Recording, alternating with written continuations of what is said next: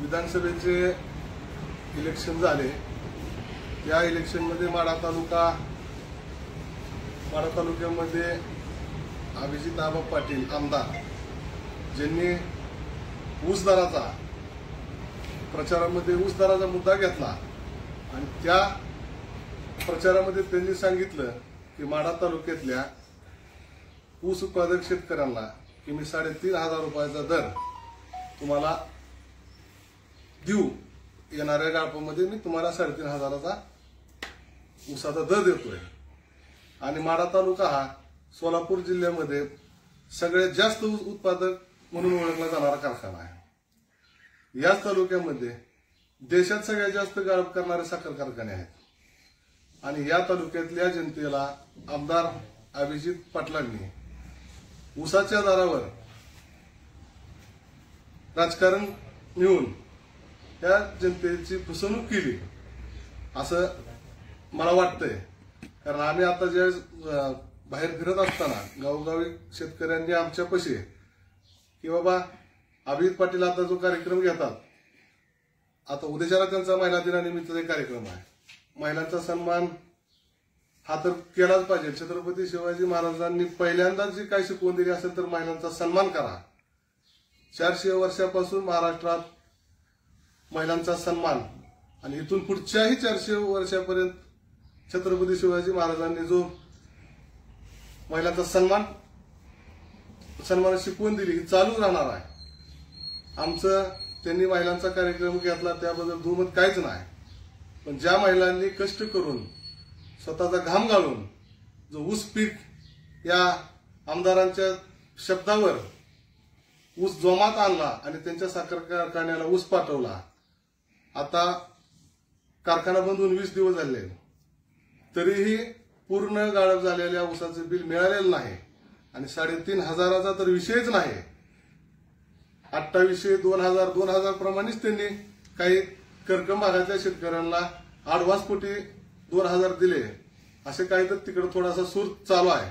पण माढा तालुक्यातल्या एकाही शेतकऱ्याला आता कुठलेही बिल मिळालेलं नाही। आणि हा माढा तालुका हा ऊस उत्पादक शेतकऱ्यांचा तालुका आहे। त्या मुद्द्यावर ज्या मुद्द्यावर आमदार साहेबांनी इलेक्शन लढवलं, आज तो मुद्दा बाजूला ठेवून आमदार साहेबांनी खेळ पैठणीचा अमुक कार्यक्रम तमुक कार्यक्रम, माझ्या आमदार साहेबांना विनंती आहे, हा तालुका काय डोंबाऱ्याचा तालुका नाही। तुम्ही आमच्या तरुण पिढीला खेळ दाखवून काय तुम्ही त्यांना तारावरची कसरत करायला लावणार आहे का? आज ह्या तालुक्यातला शेतकरी, आज ह्या तालुक्यातला कष्टकरी हा ऊस उत्पादक आहे। आणि तुम्ही जे इलेक्शन लढवले हे ऊसाच्या मुद्द्यावर लढवलं आणि आमच्या लोकांनी तुम्हाला मतदान केलं ते ऊसाच्या मुद्द्यावर केलं।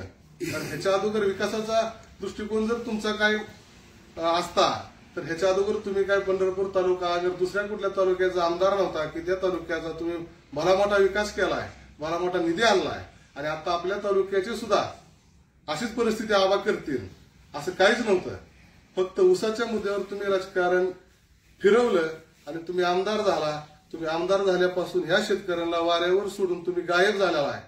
आता शेतकऱ्याची अशी परिस्थिती आहे, लाईट बिल सरकारनं शेतकऱ्यांचं माफ केलेलं आहे, लाईट फुकट आहे। आणि जाणून बुजून माझा आरोप आहे आमदारांवर की माढा तालुक्यातल्या शेतकऱ्यांसाठी लाईट 24 तासातून 4 ते 5 तास फक्त सलग मिळते। आणि ह्याचं कारण म्हणजे सरकारनं जो निर्णय घेतला की लाईट फुकट द्यायची आणि तो निर्णय आमदार सरकारच्या विरोधात असल्यामुळं, विरोधी पक्षाचे असल्यामुळं आमदारांनी जाणीवपूर्वक या तालुक्यातल्या लाईट विषयी दुर्लक्ष केलेलं आहे। आज आम्हाला तुमच्या ह्या कुठल्याही कार्यक्रमाची खेळाची गरज नाही।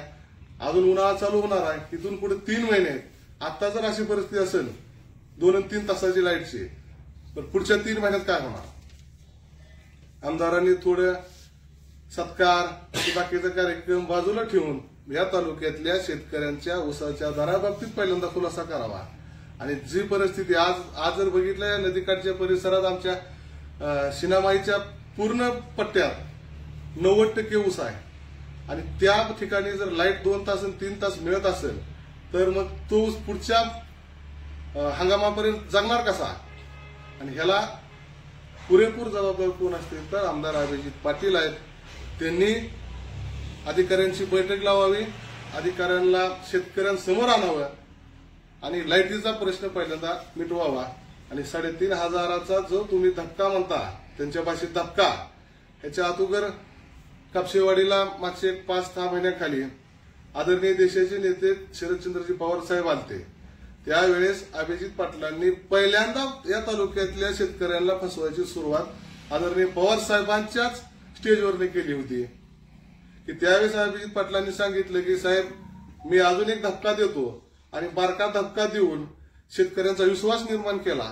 आणि आज जर आपण बघितलं तर शेतकरी त्या बारक्या धक्क्याला या माढा तालुक्यातला फसला, त्यांना मतदान केलं, त्यांना आमदार केलं आणि परत आबांनी त्या शेतकऱ्यांना वाऱ्यावर सोडलं. 3,500चा धक्का काय आबांनी दिलेला नाही. दुसरं, ज्यावेळेस आबा प्रचारामध्ये फिरत होते त्यावेळेस आबांनी प्रत्येक भाषणात, प्रत्येक सभेत सांगितलं की 10,000 कॅपॅसिटीचा माझा साखर कारखाना आहे. माढा तालुक्यातल्या जनतेला सांगितलं, तुमच्या तालुक्यातनं 300 वाहनांचे मी करार केले आहेत. 300 पैकी 30 वाहनं सुद्धा या तालुक्यात आबांनी ऊस उत्पादक शेतकऱ्यांचा ऊस नेण्यासाठी पाठवलेली नाहीत. तिथेही आबांनी फसवलं. आज अशी परिस्थिती निर्माण झालेली आहे की लोकांनी दबक्या आवाजात या तालुक्यामध्ये चर्चा चालू आहे की आता बोलायचं कोणापाशी. ह्याच्या अगोदर तालुक्याची ऊस परिस्थिती चांगली होती. ऊस उत्पादक शेतकऱ्यांसाठी वाहनांची संख्या भरपूर होती. आज अभिजित पाटलावर विश्वास ठेवून या तालुक्यातला शेतकरी ऊस उत्पादक फसलेला आहे असं मला स्वतःला वाटतंय. आणि अभिजित पाटलांनी बाकीच्या गोष्टी सोडून ज्या मुद्द्यावर तुम्ही इलेक्शन लढवलं तो मुद्दा बाजूला ठेवायचा आणि त्या मुद्द्याकडे शेतकऱ्यांना जाऊन द्यायचं नाही. म्हणून काहीतरी कार्यक्रम घ्या, खेळ पैठणीचा घ्या, मध्ये कुठला तरी कार्यक्रम दुसरा त्यांनी आणला होता. हा तालुका कार्यक्रमाचा नाही, हा शेतकऱ्याचा तालुका आहे आणि तुम्ही शेतकऱ्याची फसवणूक करताय. त्याच्यासाठी अभिजित पाटलांनी येत्या 8 दिवसाच्या आत जर ह्या शेतकऱ्यांना 3,500 उत्तर नाही दिलं तर मी माढा तालुका शिवसेनेच्या वतीनं पत्रकार परिषद आज घेऊन आम्हाला विनंती करतो, तुम्ही जर हा 3,500च्या धक्क्याचं उत्तर नाही दिलं तर तुम्हाला ह्या तालुक्यामध्ये शिवसेनेचा पदाधिकारी, शिवसेनेचा कार्यकर्ता फिरून देणार नाही. कारण तुम्ही ऊसाच्याच मुद्द्यावर आमदार झालेला आहे. तो मुद्दा तुम्ही बाजूला ठेवू नका. तुम्ही या तालुक्यातल्या जनतेला फसवू नका. एवढीच या पत्रकार परिषदेच्या निमित्त मी विनंती करतो. जय हिंद, जय महाराष्ट्र.